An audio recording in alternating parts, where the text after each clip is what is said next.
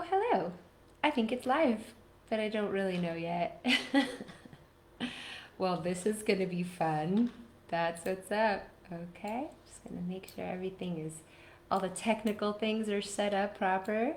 Ah, technical things. Hey, where'd it go? Oh, Lord. Okay, I'm trying to find. Oh, Hashem. Oh, Hashem. All right, let's see. Gotta find myself the live location.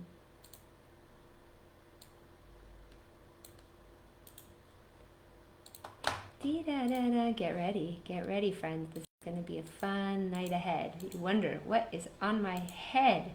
What is that? I'm going to find out real soon.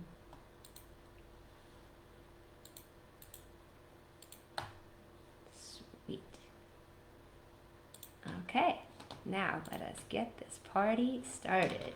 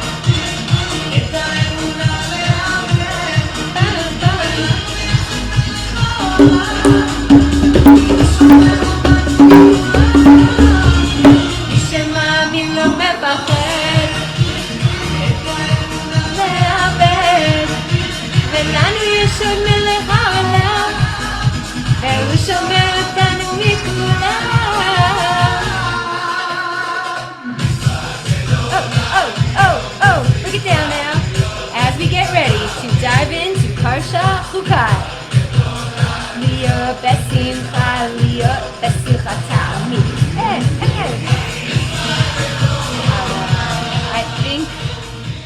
I think with that level of pump up, we are officially ready to start the Shiur. What do you think?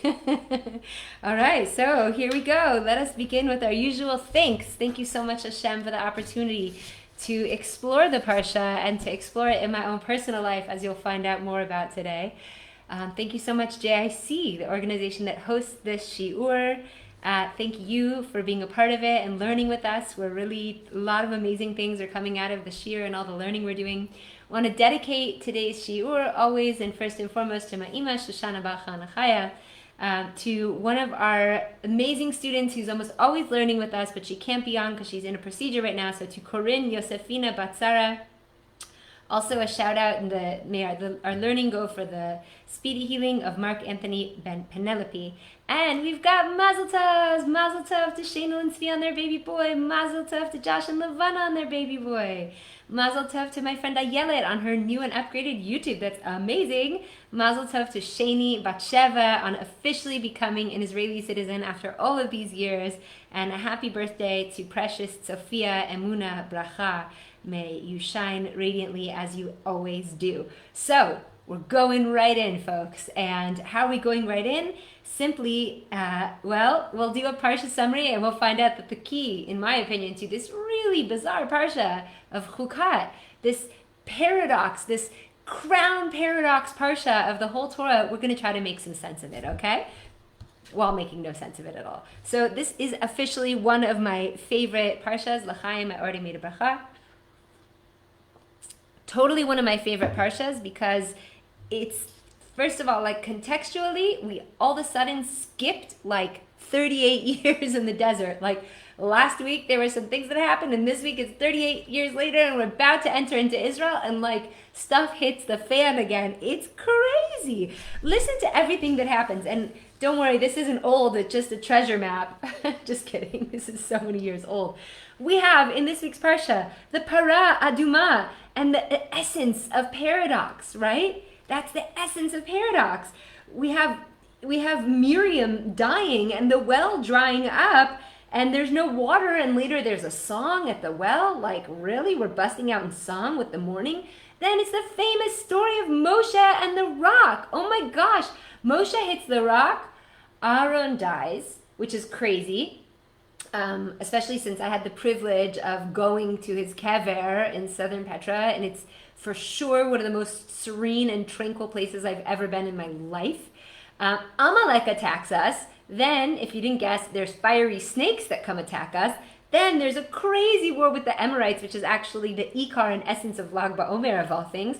Sichon and Og, the giants, are introduced. I mean, this parsha is jam-packed. Mamash, jam-packed. So how do a red cow, some hyssop, some cedar wood, some red string, Miriam's death, snakes, Amorites, Moshe hitting a rock, what do all these things have to do with each other? Right? Isn't this sort of a bizarre combination? Like, what's really going on here? So we're gonna first go into a bit of a parsha summary, so you just get the general context, and then I will reveal to you the key, and then we will take a lot of time to look into snakes and their incredibly insane, ever-appearing role in the Bible, in Tanakh, in the Gemara, in the Talmud, and then considering that it is my personal greatest fear and has been for over 30 years, I want to introduce us to some psychological insights that will really help everybody look at their greatest fears and see what we can learn in context of the parsha.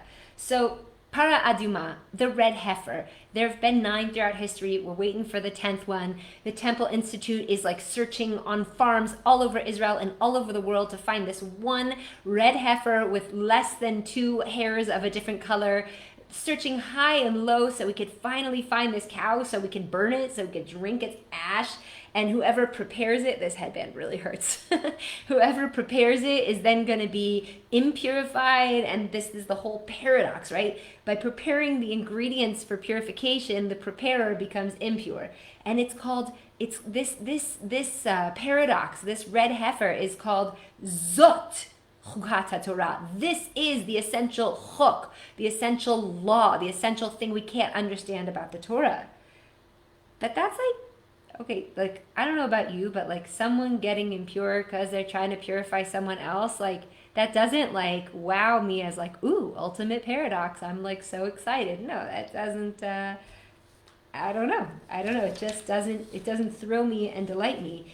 But I'll tell you what does, is this life, right? The Torah is called Etz Chaim Hi.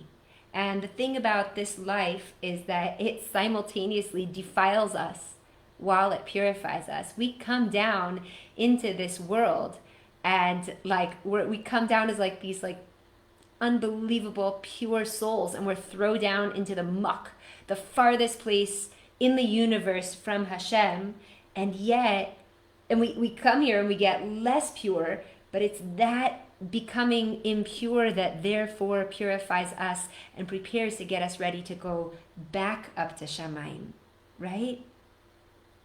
And that's why we really have to look at life with tremendous emunah, because it doesn't make sense. It really doesn't. The same way we know that God gives us the circumstances of our life so that we'll pray, yet we're praying to change the circumstances of our lives while acknowledging that Hashem knows that we know that everything Hashem is doing for us is the best. And I'll tell you another tremendous paradox, and I think that Zot Chukat Torah, the idea of getting dirty to get clean, is the craziest thing also about death. Because we're so afraid of death and dying, and yet death is the thing that actually brings us closest to God and returns us to God.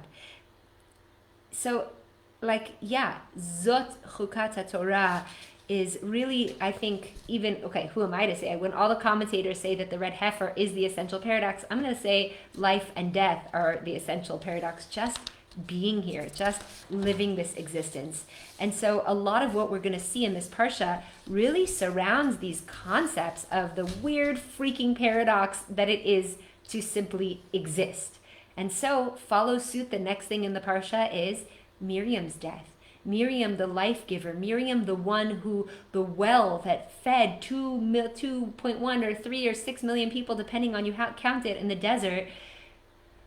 By the way, they didn't even know that the well was in her merit. And I think this is a really cool Torah, because if you look around at the world around you and you look at the blessings that you really have, it could be that they're in the merit of somebody you know and you don't even know it. Like all those 39 years that they had, or almost 40 years that they had in the desert drinking water, only when Miriam died it dried up. Only then they realized that it was in her merit. So the life giver dies. She dies at age 125, and there goes the well, which is why Moshe will need to hit the rock later. If you're ever wondering in context, like, wait, why did Moshe need to hit the rock in the first place? Well, because there was no more water. And the people got cray-cray. The people went wild.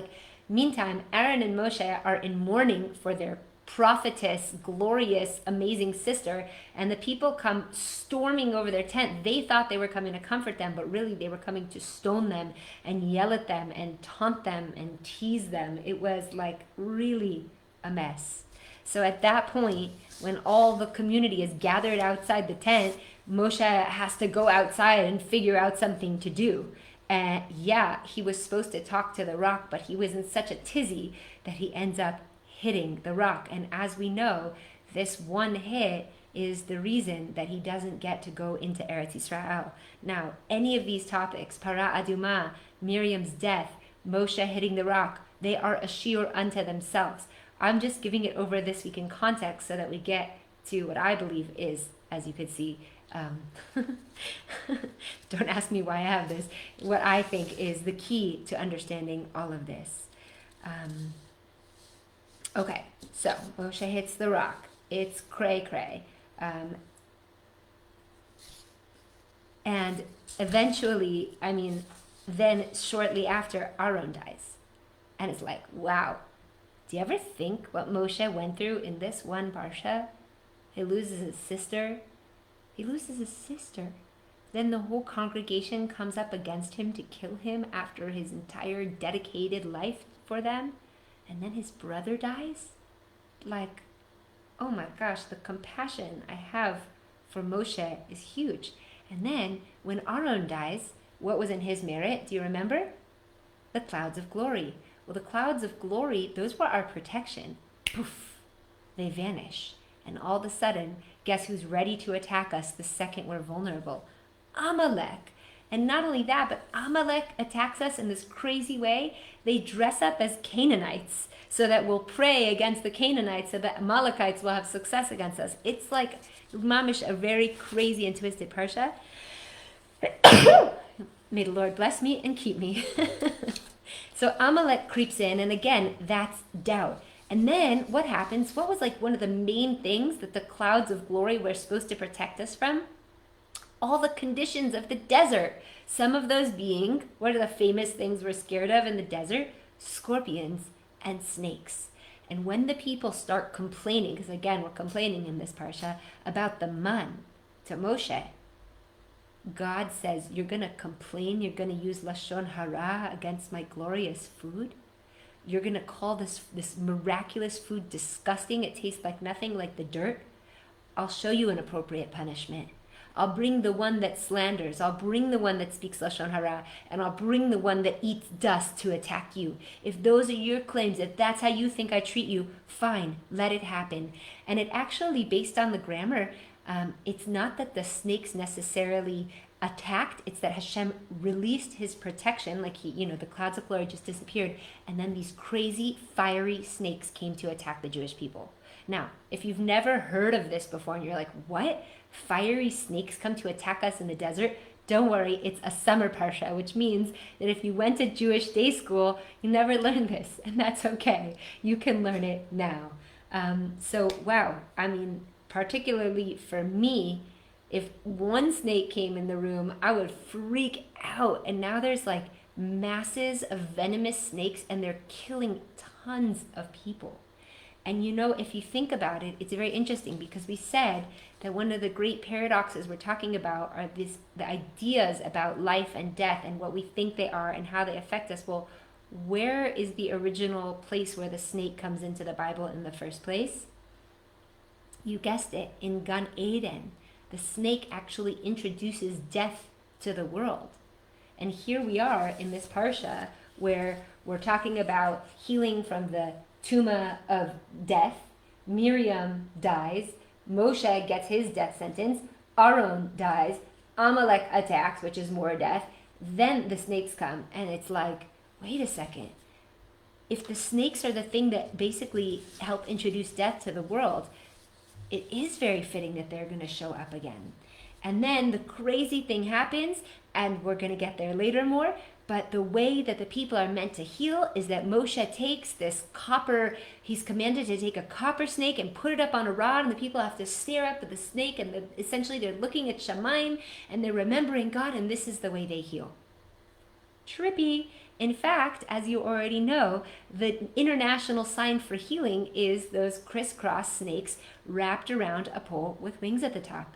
This scene from the Bible has actually become the symbol of healing for the whole world for all time since. Just from PARSHAT CHUKAT. Whoa, so what's going on here? We're going to get there. Well, first of all, our job is actually what we're learning from this chok, from this paradox, which is so interesting, is we're commanded to study Torah every single day. We're commanded to plumb the depths. We're commanded v'shivtecha beveitecha v'lechtecha b'derech, to walk with it, to rise with it, to lie down with it. And yet, believe it or not, our job is not to intellectualize the mitzvahs of Hashem. What happened when we first intellectualized? When we first used da'at, right? All the way back to the Garden of Eden. We ate from the tree of knowledge. We were trying to intellectualize everything as opposed to just do with faith and respect in Hashem. And we brought death into the world. So we actually don't need as much understanding, but we need more trust. So, okay. Then, just to give a cohesive understanding, the Amorites attack us in the valley of Arnon. This is the crazy, crazy story we've told before, where the people are walking through and they see this river of blood, and there's like decapitated like limbs and heads and bodies, and the people are like terrified of what's going on. And it turns out that Hashem actually made a miracle for them, and this is how the Gemara defines the word hod, splendor, when God is working behind the scenes for you and you don't even know it, and actually it could look horrible, like decapitated limbs and a river of blood. So what had really happened is that the enemies were waiting in the cliffs. And before the Jewish people came, Hashem squished the cliffs together. And where there were openings in the caves that the people were hiding, there were protrusions. And so when the sides of the mountains squished together, the enemies' limbs fell off and there was all this blood. And when we arrived, we thought, we know, this is disaster. This is horrible. This is just another really bad episode of this last year in the desert. But what we didn't know, because we were trying to understand it as opposed to just have faith in God. And look, I get it. If you see a river of blood and limbs, I also would freak out. But these people had so much trust in God already. These people, us, right? So it's like they were meant to have emunah, because what God had done is he had killed our enemies before we even got there. We're busy freaking out, and the Gemara is calling this splendor. This is actually the definition of hod shebehod, which is the energy of Lag BaOmer. But we see, especially with this Lag BaOmer, man, we really can't understand. We really can't understand what Hashem is doing in this world, and it's not our job. It's not our job to sit on the throne of understanding and be able to tell everybody what's going on in the world. Our job is simply to trust and to do our best to deal with our fears that come up. Because clearly these things are all very scary. Hello, like no one is saying we're supposed to be like Superman and not scared of anything. There are things that we fear, and that's okay. But am I holding that fear with just as much trust in God? Or am I only holding the fear?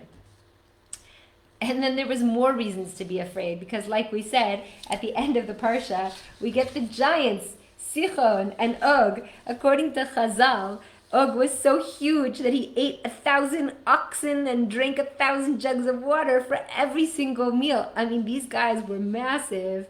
And in the end, he does die. But wow, this parsha is really, really filled with some terrifying events. But I wonder, why do you think that I think that the snakes is the key to the parsha? So let's go in. We're going to spend the rest of the time on understanding the role of snakes in the Bible. And this is a very personal story, and I'll tell you why just now. But not just snakes, facing our fears. So my entire life, snakes has been my greatest fear, really irrational, and so much so that it caused me a lot of pain in my life. I've had infinite nightmares, not infinite, thank you Hashem. Growing up, I used to have nightmares all the time of snakes. I couldn't even go within feet at the zoo of the snake area. I could not say the word growing up. If someone everybody knew in my family, do not make fun of Nili about snakes because she'll just lose it, she'll just I would just break down crying, or I couldn't handle it. And only recently can I even say the word, could I buy this? Well, I actually bought this for the plagues, but it comes in handy a few times in the Bible, as we'll see. My name is connected to the energy of snakes because the nun, especially the bent nun for Nili, is representative of the unrectified, the unhealed snake.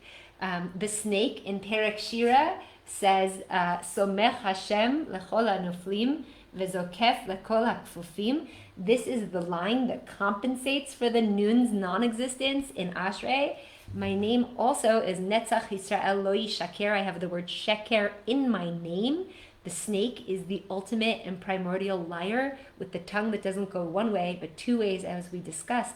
It literally, I learned this from Moralei Golem, it literally splits, right? So I have had an extremely, extremely, profoundly difficult time with snakes in my life. And I'm telling you my personal story, not so you can know about me, but so you could think, is there something in your life that you have been profoundly and irrationally afraid of, a phobia, something where God kind of leaves the picture when, for me, snakes come around. Even in plant medicine, when I am doing healing work by use of plants, there's a certain serpent medicine that is meant to be used, and I've had crazy experiences with fear of snakes.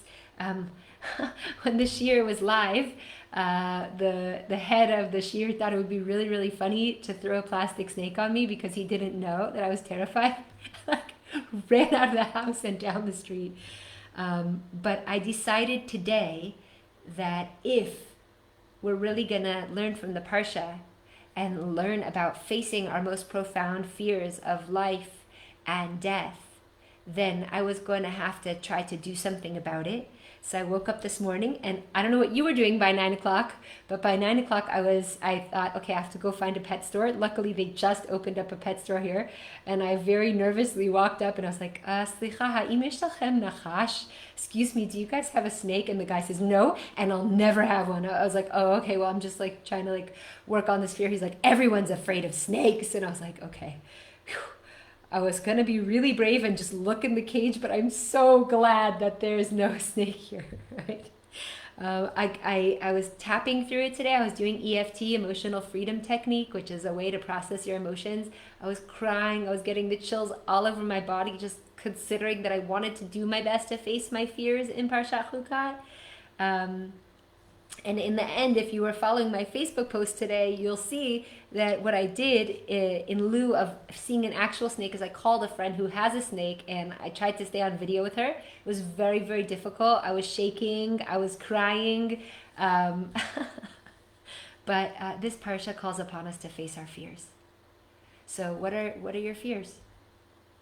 They could be irrational like mine. A lot of people mentioned in the comments spiders, scorpions. These are fears that they're rational because like no one's throwing you into a pit. Like if God forbid they come around, we can kill them. Like, I mean, I'm not suggesting killing animals, but you know what I mean. What are your fears? Fears that you'll be alone your whole life, fears that you'll never have children, fears that you'll never mend a certain relationship, fears that you'll never get your body a certain way, you'll never be able to make. What are the fears that you're dealing with? It will be helpful to conceive of what that fear is so that as we progress through this year, you can apply the wisdom of the knowledge of what's happening with this primordial fear of the snake, which is, it's a common one in humanity and for good reason, so that you can apply it to your own life. But first, it's very, very hot in here. But first, I would like to take you through a biblical history of the snake, because I'm not sure if you realized, but the snake plays a huge role in our Bible and our tradition. So let's just begin. Act 1, Scene 1, Gan Eden, paradise. Rav David Sack says, if it was such a paradise, what was the snake doing there in the first place? If Gan Eden was so perfect, why did Hashem put a snake in it? Now again, let's always think in terms of metaphor. Gan Eden is like the paradise of your life when things go right. Always, it's not like everything is always perfect in this world. We're human. We're here to struggle. We're hardwired to struggle, as Brené Brown says. What's the snake doing there? Right? So we already have an idea that it's something that's there to challenge this concept of our perfection, perhaps. And the snake moves right in real quick. He hooks up with Chava. He puts his it's called Zuhama. It's called Zuhama. It puts its like snake injection into Eve. And at the time, Eve had already been with Adam, and they're, sorry to use, difficult words, but we're just doing this for the sake of Torah, their sperm as if mixed. And it says in the Zohar that Cain and Hevel were actually a mix of man and snake. They were like reptilians, believe it or not. Like people laugh at David Icke for all his conspiracies that there's reptilians in the world, but actually the Zohar backs it up completely. And it says, we know this because it says that Adam had a baby at 130 named Shet, right? Seth. And he was made in his image and in his likeness. With Cain and Hevel, it does not say that. With Cain and Hevel, it actually says that they were surot meshonot. And I learned this out from Rabbi Elona Nava from the Zohar directly, that it says they actually had, they were different, they were distorted, they didn't look fully human. And that Cain, who had a bigger dose of the snake poison, Zuhama, within him because he was first, actually looked even more reptilian. So isn't that like a mental trip on the idea that you ever heard of the story of Adam and Eve, that in fact Cain and Hevel were sort of reptilian in and of themselves? And then it says that when Adam and Eve kind of got divorced there for a little bit, that Adam went, this is all from the Zohar, okay, I did not make this up, all right, that Adam went into the underworlds and was mating with these demons, and that like many, many masses of reptilian creatures were created. Okay, this has got to go. Goodbye. Thank you for coming. That was fun. So right from the beginning, Act 1, Scene 1, there's already a snake. Snake is already messing with man. We already have reptilian creatures. Adam is in the underworld mating with demons, creating more reptilians. So again, that's not actually a conspiracy theory if you believe in what the Zohar says. Okay, let's move to Parsha number 2. We have Noah. Well, snakes have to get on the ark there, so there they are in Parsha number 2. Lech Lecha, Avraham and Sarah have to go down to Egypt. Egypt is actually known as the home of impurity, of the Yetzer Hara. And again, according to the Zohar, the primordial snake energy. There's like a massive snake apparently that, and this could be in the spiritual realms, but that lives as if under Mitzrayim, and the source of all Yetzer Hara and evil comes out from underneath the terrain of Egypt. Isn't this fascinating? I think this is so fascinating. Okay, and it doesn't go very far, because we move down a few generations. We're already with Yaakov. Who does Yaakov go to? Lavan ha'arami. Who was Arum? The snake. Lavan is known as the deceiver. It comes straight from the words of the snake. But if that's not connected enough, Yaakov has a son. And where do they throw Yosef? Yeah, into the pit that there was no water. And what does Rashi say? Yeah, no water, but there was snakes and scorpions. Now we have Yosef in the pit of snakes. Then, maybe you didn't notice this, but just a few chapters later, when the brothers are coming to dine by Yosef, he brings out his divination cup. And what does he say? Nachesh yenachesh. That he will divine as if with this cup. But it's literally the word snake in there twice. Also, Yosef, who is the sphira of Yesod, of foundation of the private parts, he gets this title because he was in control of his snake energy, his sexual energy. Not long after Yosef, when Yaakov is dying, we have the tribe of Dan, who's blessed by Yaakov to inherit judicial leadership and to be a snake. You shall be a snake on the way, a serpent on the path. It's like, wow, we're not even like a few chapters in, and the Bible is like, what's up with all these snakes? Did you ever realize what a massive contribution snakes have in the Bible? Like, this must mean something really big. Well, we don't have to get too far. A few chapters later, a few generations later, we're already at Moshe. And Moshe goes to the burning bush. And what does Moshe have to do? Throw your staff down and it will become a snake. He has to grab the snake. Oh my God, what fear. Lord, oh my goodness. Oh, right? He has to, and then it becomes his staff again. And what does he have to do with it? He has to take it to Pharaoh in Egypt. And what happens the second he gets to the courtyard right over there? The whole snake party in the courtyard of Pharaoh's palace, right? He throws his snake down, Aaron throws his snake down, the necromancers throw their snakes down. It's literally a snake fest in Pharaoh's palace, okay?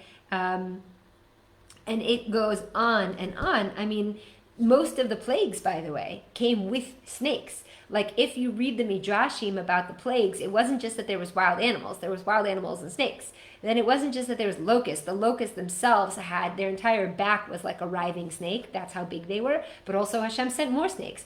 And in the lice, Hashem sent more snakes. So there's like snakes in every single plague.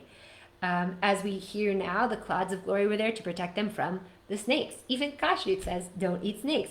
And if you didn't think that was enough, it goes on and on and on. Because that's just in the part of the Tanakh, the Torah. In Nach, there's snakes everywhere. In the Talmud, in Shabbat 55b, and in Bava Batra 17a, it calls David's Abba, Yisha, one of the few men that was sinless. It refers to him as the holy snake.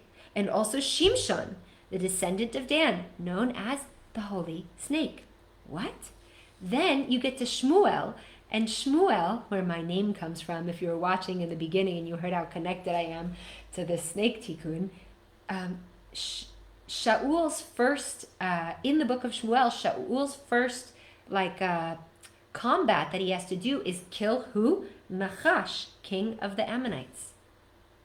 What is going on here? And that's not enough. Like, if you look into the Talmud and the Zohar, snakes are everywhere. You know that Torah that you can't leave out like an open glass of water at night and then drink it in the morning? Because a snake might crawl in.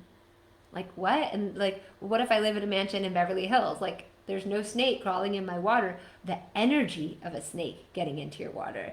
And there's really crazy good stuff about the snake too. It says in the Talmud that if you dream of snakes, you'll get rich. And if you have a dream of a snake biting you, I have one friend that knows about my fear and always blesses me that I should have a snake bite me in my dream. And I'm like, I'm not ready for that. Now I am more ready for that. Yeah, apparently if a snake bites you in your dream, get ready for major transformation. So before we go into some of the more positive aspects of the snake, I want to just bring some ideas from Rav Ginsburg. He says the snake is the arch enemy of the Jewish people. It is the quintessential representation of evil in the Torah, of Amalek. Another one of our paradoxes, right? What do we say every morning? Remember that we have to forget Amalek. Huh? Every day we remember Amalek for the sake of wiping out Amalek. All right, Hashem. I don't really get that one so much. But yeah, that the snake, and why Amalek? Because Amalek is doubt, right? According to the Baal Shem Tov, Amalek is 240, doubt is 240. And what the snake does, remember, the snake comes in with Etz HaDa'at, the snake attacks the mind. It causes us to lose our mind, to lose our faith, right? Before we ate from the tree of knowledge, we just, we're like going with what Hashem said, like, okay, like I trust you, like you created me, this is a great world. After we ate, we started like using our mind in a way where as if we're the judge, right? One of my favorite lessons with my students is when we're in judgment, there's only one throne of glory. So you're like, Hashem, get off the throne, I'm getting on, and it's like, nah, it doesn't work like that, right? There's one throne of judgment and it's not ours. So when we go in, oh, that's good, that's bad, I know. So we're a little bit with the snake energy because we don't really know. We don't really know. Moreover, we know that really it was the Samach Mem, as in, if you were to say Samuel, but without the U, Sama, da-da-da-da-da, and then the end of the word, you're not supposed to say it because he's like, Satan, like head demon in the world.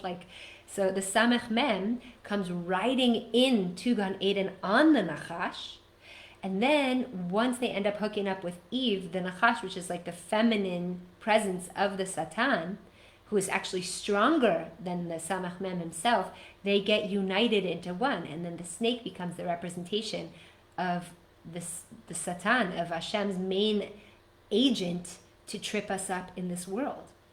But the interesting thing is like this. Its essence is coming from a good place. You see, but in the beginning there was light. But then Hashem brought darkness and evil into the world so that we could transform it into an even higher light, so that we can transform ourselves and refine ourselves. If I never used to steal, then it wouldn't be so glorious that I'm so respectful of other people's stuff and I never ever want to take anyone's money or property. If you didn't used to X, Y, and Z, fill it in. The added darkness is the element that allows us to truly shine. So we all have this struggle with evil. Whatever your struggle with evil is, if it's stealing, if it's jealousy, if it's panic, if it's depression, if it's lying, if it's anxiety, whatever our struggle with the evil forces are that want to convince us, have us doubt in Hashem's goodness, have us fearing in life. Whatever those things are, Hashem gave them to us not just to torture us, like to bring snake, like, oh, torture, but He gave them to us so that we could see where we're struggling with evil, so that we can transform and refine ourselves, right? It's called Avodat Birurim, or Tikkun Hamidot. Essentially, Rabbi Anava says that the snake is my personal trainer. The Satan, the Samach Mem, it's the power of resistance that causes me to become better, right? Like a personal trainer, right? If you're just laying around your house and there's no challenge, you're not going to get stronger. You need that personal trainer to help you break through that power of resistance so we can become better, right? How do we take the evil powers and the fears and transform them into something good? And I've been wondering this about my fear with snakes, like, what is it from and how do I transform it? What do I make of this tremendous fear? Like, is it that I need to work on my emunah? I'm not sure, but we'll get there. So once we get rid of that zuhama from the Garden of Eden that initially went into us, that's what we're here to do.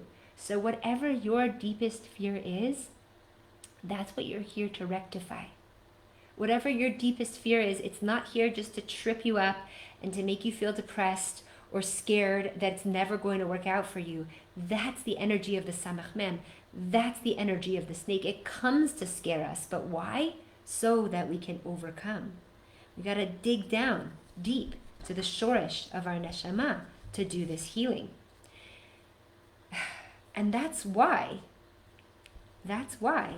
snake, as most of us know, has the exact same gematria as Mashiach, 358.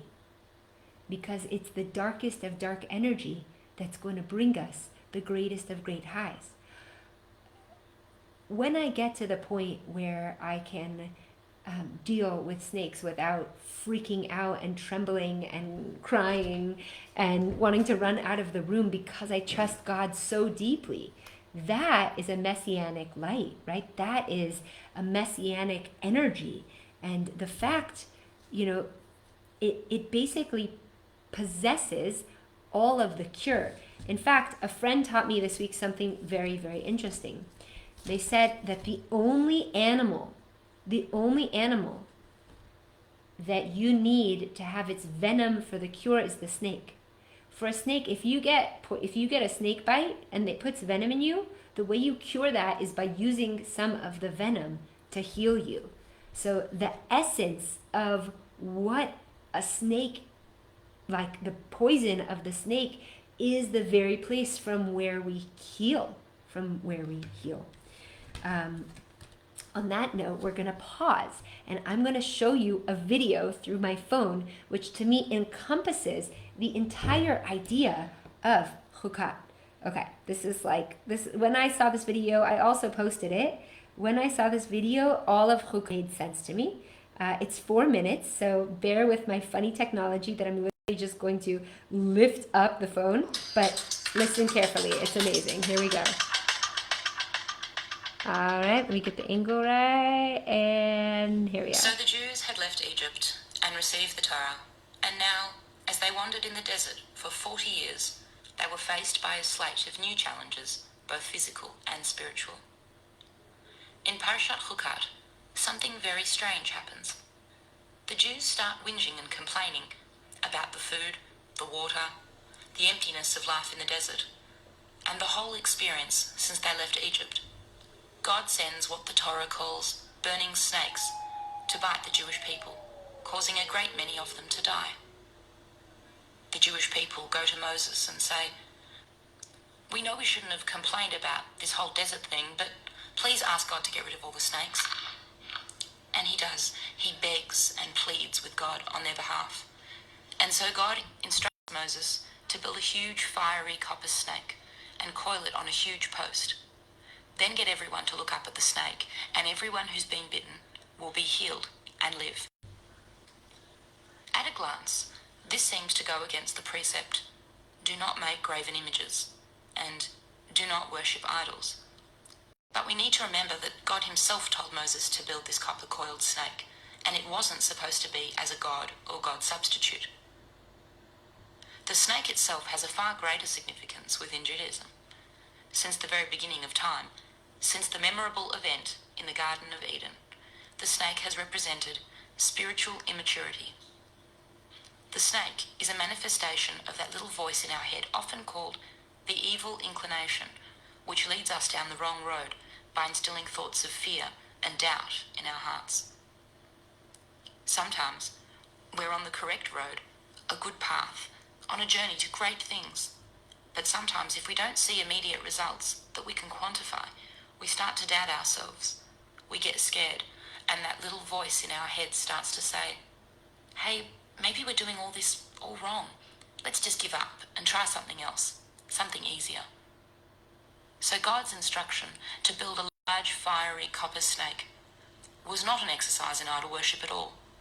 Rather, it was a fear-removing tactic, an enormous example of that palpable fear that was biting them all and causing their spiritual strength to die. Psychiatrists and therapists will tell you that the best way to tackle any phobia is to learn to look at it and to ask, what is it that I fear so much about this? And why am I so scared of this little thing when I can be so much stronger than it? It was such a valuable lesson in asserting oneself that the Jews learnt there in the desert, and one we must keep in mind in all our wanderings. If that voice in our head tells us to get scared and give up, We have to walk right up to our fear, stare it straight in the eye and say, "Not this time, buddy." We must look directly at that which we fear most. Look up, be healed, and live. I guess it's no wonder that until this very day, the symbol for medical healing is still the coiled snake. Oh my gosh, wasn't that amazing? Do you see why I had to play that for you? Because that's the whole essence of everything we're talking about. That video opened my eyes so big. The whole idea of paradox of all of this life and death is that we're here to live, to get down and dirty so that we could purify, to go back up to Hashem clean. We die, even though we think that's the worst thing ever, to actually clean ourselves of all the things that we did living. And the fears are here not as just because Hashem's haha, you think this is Gan Eden, I put a snake in it. No, but our fears are here so that we can look them straight in the eye and say, what is this? And that's what I was spending my time doing today. I was literally looking at pictures of snakes that people were sending me, their pet snakes, and I would blow it up and try to literally look at my fear in the eyes and be like, what am I so scared of? Why am I so irrationally terrified of snakes? And again, if it's not snakes for you, what is it for you? What is it that you are so irrationally afraid of, or just rationally afraid of, right? What is it? What is that very thing? And why are we so afraid? So I had to wonder myself, what was it, right? So the 5 main fears, according to general psychological research, if you want to think about that thing that you're afraid of, is fear of rejection. So I was like, nah, that's not my fear of snakes. Fear of failure. I was like, I don't think I'm going to fail. Fear of being out of control. Ding, ding, ding. I'll explain in a second. Fear of the unknown, or fear of pain. I'll just tell you again because this is very interesting. And I originally learned this from Rabbi Yom Tov Glazer, so credit to him. Fear of rejection, fear of failure, fear of being out of control, fear of the unknown, and fear of pain. So for me, when I look at snakes, I feel like I am powerless. If you threw a snake on me, there's nothing I could do to get it off of me, right? So maybe I have a fear of being out of control. I don't know. I just began my research this week. But the question is, we're supposed to take that thing we're afraid of and not run away from it. Okay, granted, if you're scared you're going to get hurt, run away. But if there's actually a fear. But to take that thing that we're afraid of and to take a moment, or take this week, or take tonight and write down on a piece of paper, what is it about this very thing that I am so scared of? And why am I not turning to Hashem and trusting Hashem through it?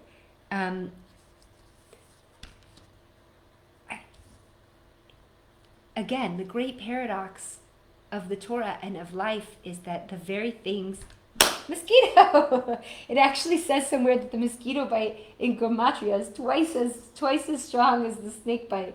So there we go. I'm trying to smash mosquitoes with here. That comes from Rev Ginsburg, by the way. So the question is, the great paradox of our lives are stopping to think that the things that are difficult are the things that are just here to get me down, and starting to realize that those things, those are my personal saviors. Literally, in my case, the thing that I'm most terrified of, the snake, is the thing that I'm most obsessed with, Mashiach, salvation, healing. Those are my obsessions. Go figure. They share the same energy. They share the same gematria. The thing about the snake, and I learned this from Rav Judah Michel, who sent me a beautiful email that he wrote about the snake, is, when Adam and Eve ingested that forbidden sense of separation from Hashem, they got the Yetzer Hara. And the Yetzer Hara is the gravitational pull away from God and our true selves. Because how does it work? How does the snake energy, or basically just the voice of fear or Yetzer Hara, work? Well, it tells us, look how far you are from God. You're kind of low. You're really defined by your failures. There's not really such hope for you. And it drives us into fear and darkness and sadness to the point of sickness and even death. That's why it says in Breshit 2:17, the day you'll eat from it, you'll surely die. If I buy into my fears, if I buy in to that, to me'afar tochel, that you're going to eat the dirt, that you're going to fill yourself with low self-confidence, feelings of baseness and worthlessness, degraded behavioral patterns, and that's the Torah of the snake. So if Judah Michelle says we have to eat the Torah of the we have to tune in to the Torah of the tzaddik, which is where I don't believe I'm worthless and lowly and far from God, but rather where I believe I am worth it and I'm not separate from God. And if I'm not separate from God, I can start to live in a way where I realize I have nothing to fear except God himself. In fact, I did my last year of college in Ghana. And in Ghana, they have these like symbols that represent their belief system. They're called the Adinkra symbols in the Akan, or the Tweet language. And their main symbol for the country, it looks like this. It's called Jin Yame, that's how you pronounce it. And it means except for God. So I was like, what does that mean, except for God? And what it means is fear nothing except God. This is Ghana's country emblem. Except for God. Fear nothing except for God. And that is where we turn the negative snake energy into the positive snake energy, where we take the things we are afraid of and we look at the messianic light in it, our potential for healing in that very thing. In fact, the Zohar calls Mashiach itself the holy snake. The holy snake. It says that the Messiah, the holy snake, will kill the evil snake by overcoming the fear of insanity, thereby overcoming insanity itself and filling human consciousness solely with the knowledge of God. So, with this, we also just want to take a moment and wonder, well, like, what's good about the snake? Yeah? So the snake, and I called my favorite healer, Minda Miller, for her explanation on this, because she's really, really great at looking at calling things neither good. She's like the typical therapist, right? Things are neither good nor bad, but rather how you relate to them, right? I just cracked up. So the snake is actually also the symbol of transformation. It's shedding our skin. It's such a potent image of transformation, of renewal. And in other traditions, such as Hinduism or in the yogic practice, or looking at chakras, you can learn all about how to activate your kundalini energy. Your kundalini energy is the energy that burns within us. It's this life force. It's an energy, if you're into energy work, energetically speaking, it's coiled at the bottom of your spine. And when you do certain yogic exercise or certain breathing and certain meditation, this energy rises and it connects the base of the spine to what? Of course, the third eye, which is da'at. So the idea is that once we take this energy and we shed our fears, we look our fears straight in the eye, then we can transform. And it becomes a process of self-growth and transformation. It's the process of rising. So it's, in fact, she shared with me the most incredible quote. I'd like to read it for you now as well. She said like this, and this is attributed to Rabbi Shimon Bar Yochai, as translated by Gershom Winkler. Listen to this. This is like mind-blowing Kabbalistic idea. 3 sounds are inaudible to the human ear, but never leave the earth. Those 3 sounds are the sound of the snake shedding its skin, the sound of a soul leaving the body at death, and the sound of birthing. But where do these sounds go? It says they travel to the canyons where they encrypt themselves into the earth. Now, the sound of your voice in the canyon awakens them from dormancy and evokes their powers. However, to awaken the sound of the snake shedding its skin, you must tap wood to stone. You hear these sounds as echoes, but no, these are the 3 sounds coming right back to you in the garb of your own voice or drumming, to empower you with shedding your old patterns, to aid you in surrendering to the uncertainty of your next step, and to guide you in birthing yourself anew. Can you believe that? Rabbi Shimon Bar Yochai says there's 3 inaudible sounds: the snake shedding its skin, the process of death, and the process of birth. Do you realize how deeply connected that is to the parsha? because it says that when we hear these sounds spiritually, they help us, because we have to surrender into the uncertainty of our next step. In fact, like we said, one of the main fears is the fear of the unknown. We don't know what's going to be, and then all this fear racks up, and the problem with that is that we're not practicing the Ghanaian theme of jinyame, of fear nothing except God. So I ask, what's your fear? What is your fear that you can begin, like it recommends in PARSHAT CHUKAT, to begin to look in the eye and wonder, what is this about? Because once we have the courage to do that, and I tell you, it takes a lot of courage. I was terrified today. Oh my God, I was terrified. When my friend picked up the phone and her snake was on that video, I just screamed and dropped the phone and ran away. And it's like, the snake can't hurt me. We're not even in the same city. But I have to really take a moment and look at that, because the paradox, like it is of Chukat, of this whole process of life and death and everything that happens in the parsha, from the para aduma to Miriam's death and the ceasing of water that we didn't even know was for her, and Moshe hitting the rock when he was supposed to talk to the rock, and Aaron dying and getting attacked by Amalek and the snakes and the Amorite river with the blood, and then giants. You know, God is saying, even if there's a giant, even if your fear is giant, it's okay, mama. It's okay, dear brother. I know you're concerned about it. Look it in the eye. Confront it. And in doing so, that's the paradox. The bite of the snake, the venom is in the poison, and it's what's needed for the cure. This is the paradox of our lives. That God does not send bad or difficult things or fears against us just to get us down. That's the Torah of the snake. That's the thing that makes you feel like dust. That's the thing that tells you you're separate from God. But no, we need the Torah of the tzaddik. We need the Torah where you remember that you're a tzaddik no matter what you're going through. And this is how we confront our fears. So, I'm going to give a quick review and a bracha. Today we gave a basic outline of some of the interesting things that happened in Chukat. So when you hit your Shabbos table, you say, oh, I know what's in this parsha. A bunch of trippy things that connect. I mentioned how I believe that snakes are the key, because snakes are the thing that introduced death in the first place. And yet they introduced death for the sake of bringing us close. That God introduced all the darkness in the world just so we could shine out the most radiant light.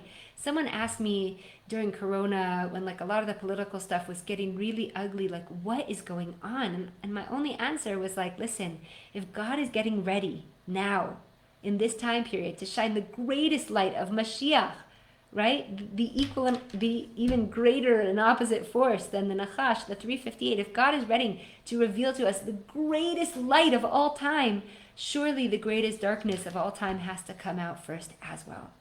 And we talked about really taking a look at the paradoxes in your life or the fears in your life, looking them in the eye and asking yourself, what is it? What is it about this thing? Because Einod milvado, there is nothing but God. Eino ma lefached, there's nothing to be afraid of truly, except how I can actually take the darkness that God has given me and make good use of it. We spoke about snakes in the Bible, that this energy going all the way from Gan Eden, all the way through the different parshas, through Cain and Hevel, into Noach and Lechacha and Yaakov and Yosef and the tribe of Dan and Moshe and Egypt and David's dad and Shimshon and Nachash, king of the Ammonites, and the Talmud and the Zohar, talking about snakes in the open water and dreams and reptilians and all these interesting things. We spoke about how while they are the arch enemy, how it is the essence of the Samach Mem, that Rabbi Anava says that the Samach Mem, all the darkness, all the evil, it's our personal trainer, it's our guru, to show us how we can become better, how we can take the evil powers and how we can take our fears and use them to shed our old habits, to shed our old skin, which by the way connects totally to Gan Eden, and transform them in ourselves into something good, to bring out our inner Mashiach, because all of us have to be Mashiach, you know? Maybe there's going to be one person that comes and brings the message, but at the end of the day, we all have to be Mashiach for ourselves. We all have a personal redemption coming, right? It's not just a geula for the universe, it's also a personal geula for you. We learned about the venom being both in the poison and the cure. We learned about the copper rod that Moshe holds up with the snakes on it, that we look up to Shemayim, we face the thing we're afraid of, we have faith in Hashem, and this is truly how we confront our fears, and how that nechushtan, that symbol, that emblem has become the emblem for all healing, and that we got this, and this is what we're doing. You know, we are working through our deepest fears in order to bring our greatest light. And I bless us that this week we get to sound the call of the shofar. I actually put my shofars in the background because, ironically, the shofar, which calls for Geula, when I walk down the street with it, sometimes people freak out because they think it looks like a snake. And I don't think that that's random. So may Hashem please invite us to have the courage and the bravery to just ponder, to wonder, to take this week and contemplate the paradoxes and the fears in our lives, to look them deep in the eye and transform them so that we can do a personal transformation, shed and shine our greatest Geula light. And on that note, we're going to end on time with a little bit more Ayal Golan. Yay!